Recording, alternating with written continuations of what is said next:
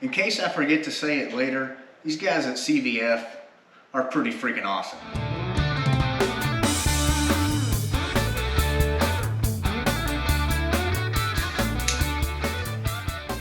We installed one of these serpentine accessory drive kits on the square body. I'll put that link up here. And we literally had this box here in 2 days. Now with all the COVID situation, when everything's on back order, I called these guys and 1 week later, this showed up. So there's something to be said about being made in America. So, just like the last time, a lot of you guys might want to see an unboxing, and then we'll install it.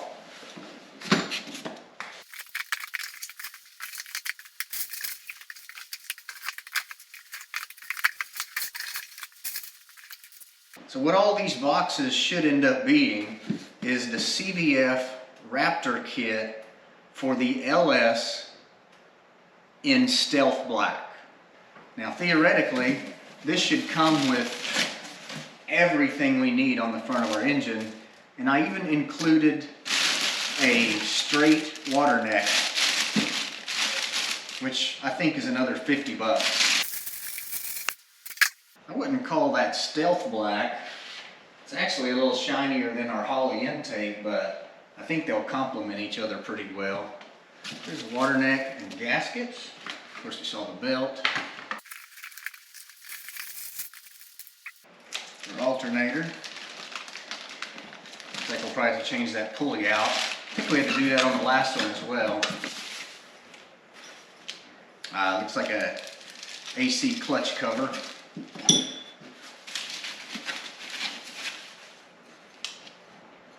When we get rid of this fan, you're going to need one to ventilate that.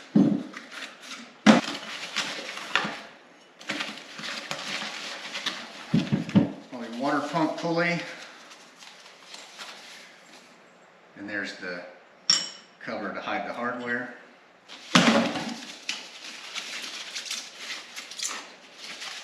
There's our alternator pulley. I've got pulley cover and hardware. So we'll leave all those together. Feels like an idler. Yeah. And it's hardware cover. And it's hardware. I hope that's not for our crank. But we did order a hub adapter since we're using the truck factory balancer. Power steering. There's a tensioner. A nice looking cover. Guess it goes this way. You guys probably knew that. Oh, great. So I was kind of hoping this came with this kit. This is the adapter or manifold assembly for hose connections for the AC compressor, because I did order the heat and air unit from Restomod Air last week, which they're on about a 6-week back order, and they were asking me if I was going to need one of these. I told them no, at least for now, because CVF is usually good about sending that. I think this is the hub adapter, which they may have forgot to send it in black for this crank pulley. It's waxed, which means it may require some oil resistance. I'm guessing it's a power steering pump or air conditioner compressor. Yep. Power steering. Now I purposefully ordered this one with the attached reservoir, because last time I let them talk me in to using a remote reservoir. Little did I know, that means it doesn't come with a reservoir or hoses. So I ended up spending $200 and something on hoses and a reservoir. This way, I've got everything I need ready to go. Just need to change out this orifice to restrict the flow down for our forward rack. By the way, way, CVF now offers those fittings and hose kits for the remote reservoirs. Hardware and spacers. This should be the pretty pieces.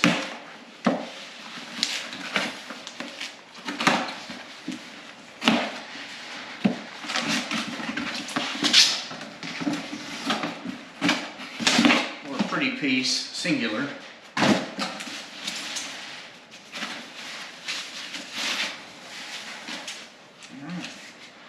I would call this just anodized black. It's not a flat color, but not necessarily glossy either. I'm applying some gasket sealant to both sides of these water pump gaskets. And I did reach out to CVF. They pick up the phone. You don't sit on hold forever. They have the water neck being powder coated, so they think it'll ship out next week, which I believe they sent an email stating that, but I just didn't see it. But they told me to get us going sooner. They went ahead and had everything for the kit minus the water neck, which is an accessory, by the way. So they thought I would rather go ahead and have everything instead of it all waiting on just one item. And that's much appreciated. All 6 of these long bolts in this main bracket, which one thing I think is pretty neat,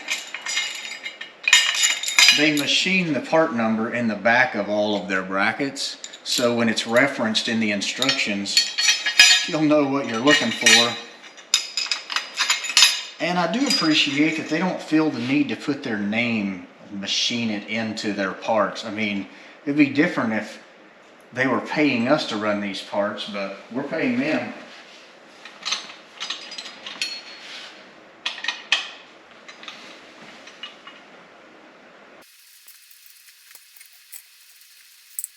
I think the trick, like most things, is just make sure you get all the hardware started and then slowly alternate snugging it up.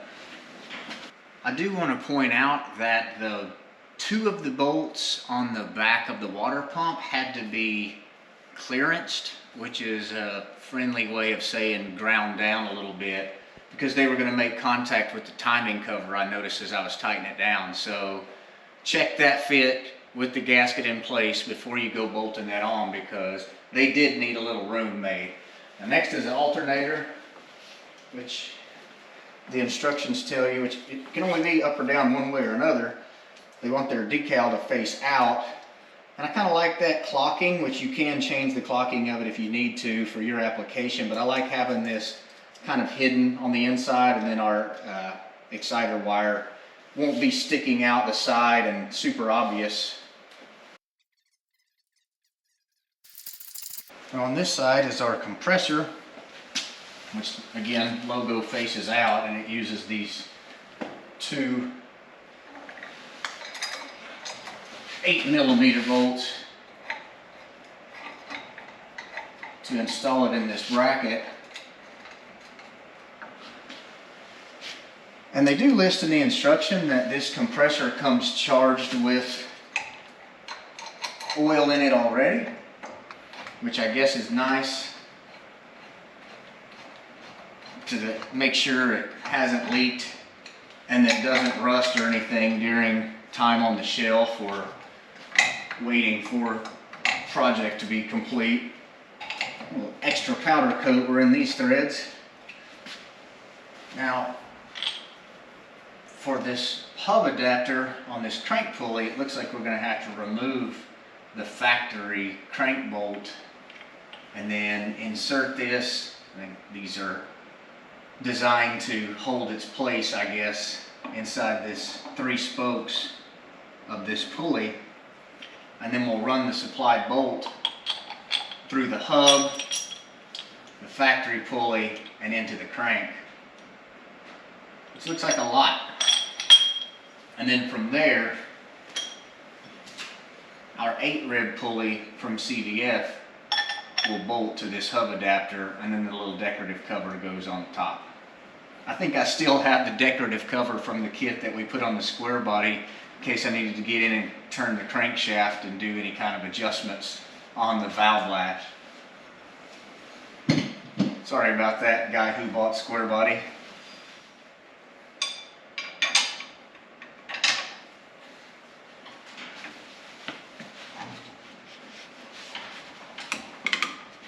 There we go.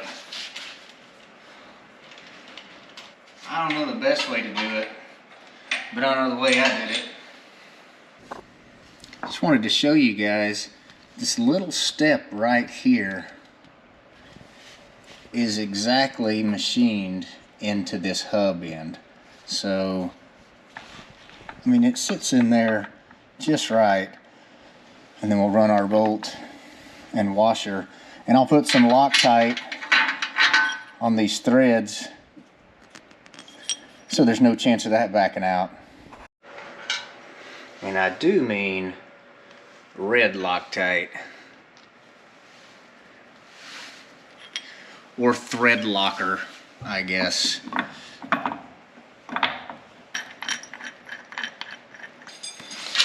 Send it. So since we ordered an attached reservoir, CVF sent us this O-ring and the clips to attach the factory style reservoir onto our pump. I'm glad things are protected, but I just don't love that this thing is coated with oil. Just getting all over my stuff. Alright, so made that nice little click. And this, sheesh. This is the bottom. Well, this thing is no joke about keeping that tank tight against this pump.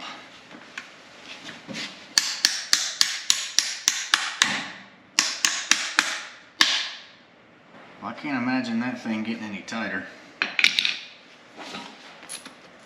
And interestingly, these are the two fasteners that aren't countersunk into this main bracket, so they'll just sit out of the front when we thread them into these two holes on our pump.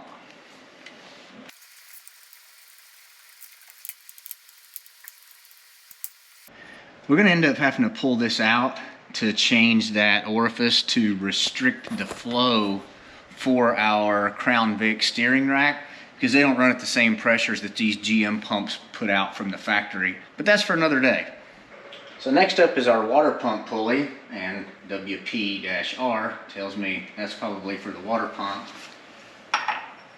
And you know, the instructions don't call for it on anything, but since these fasteners are going on a spinning object, I'm going to go ahead and then install a medium strength or blue thread locker. Everything mechanical in me tells me that that's what you need to do.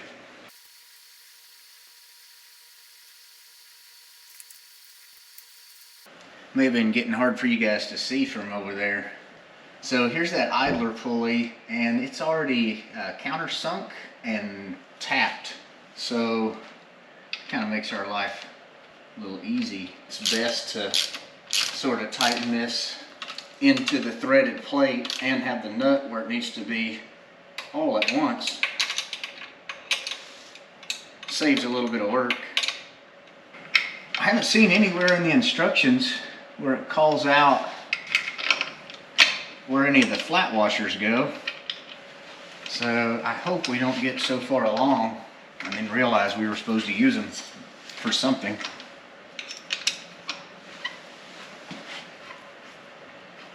Here's another example of where, if you're threading this bolt in, go ahead and install the nut. You know what, I'm going to use one of these washers because I have them. Put the nut in place as you tighten the bolt through the bracket. It causes less work later on.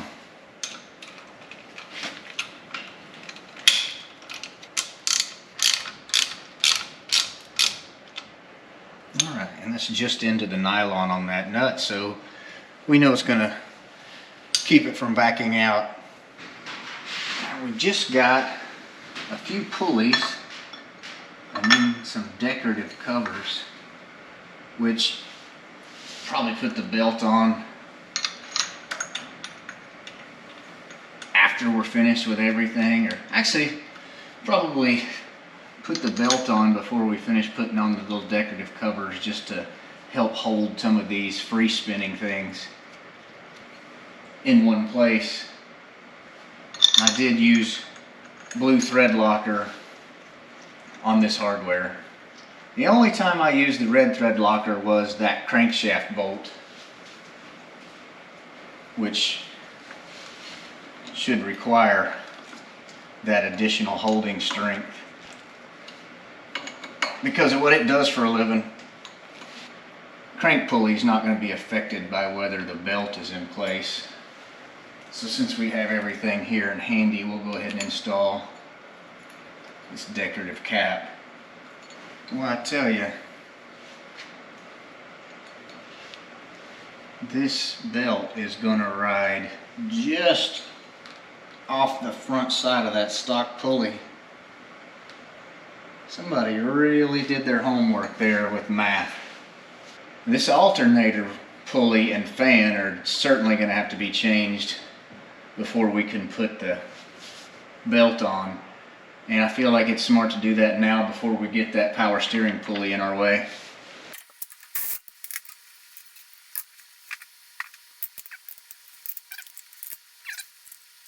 I remember on the square body, the belt was so tight, even with the tensioner opened all the way, that we ended up having to take the alternator pulley off and put it on with the belt. That thing was ridiculous.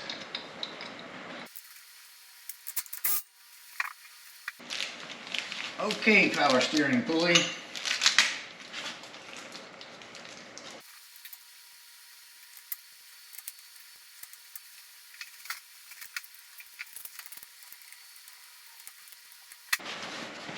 Alright, it's time to put the belt on. Normally, I kind of want to lay it where it's supposed to be before you start pulling tension. It kind of makes things happen a little faster, especially if you're doing it by yourself. Alright.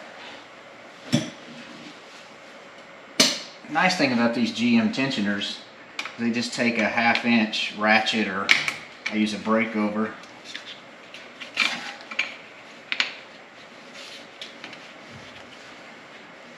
Boy, I tell you, there's no extra slack in that.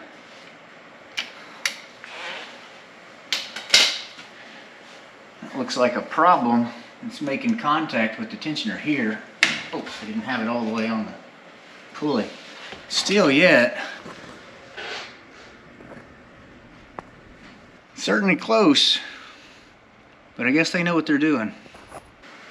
And I found it was off one tooth on the compressor, so that gave it about an 1/8 inch of clearance. So we should be good there. Now I'm going to go back over and snug this hardware and put all the covers on.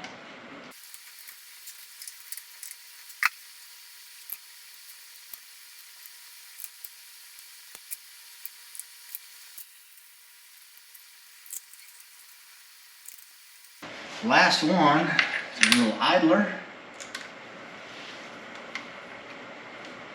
And we can stick a fork in this project. That's completion. I have to say, really happy the way it turns out. It may be a little glossier than I thought it would be due to the anodizing. You know, according to their site, it's called Stealth Black, which looks a little more satin or flat than this stuff actually is. Again, it's not like it's polished or high gloss, but anodizing has a little bit of reflection to it. So It's shinier than, say, the Holley intake is, but it's about the same as the fuel rails, if you care about that kind of stuff. But when we put the Wraptor liner on the inner wheel wells, that'll be kind of a gloss black too, and I think that'll accent really well. Hope you guys enjoyed this unboxing and install. It's a pretty cool product. And I have to say, if you're on the fence about which one you're going to use, I can't recommend CVF enough because, first of all, it's made in America. The guys pick up the phone right away. They ship it right away. And they have it in stock. And honestly, nobody's really any cheaper than they are price-wise, but I can promise you their quality is just as good or not better than the rest. This video was not sponsored by CVF or any of these tool manufacturers or anything else you've seen here, but it could be.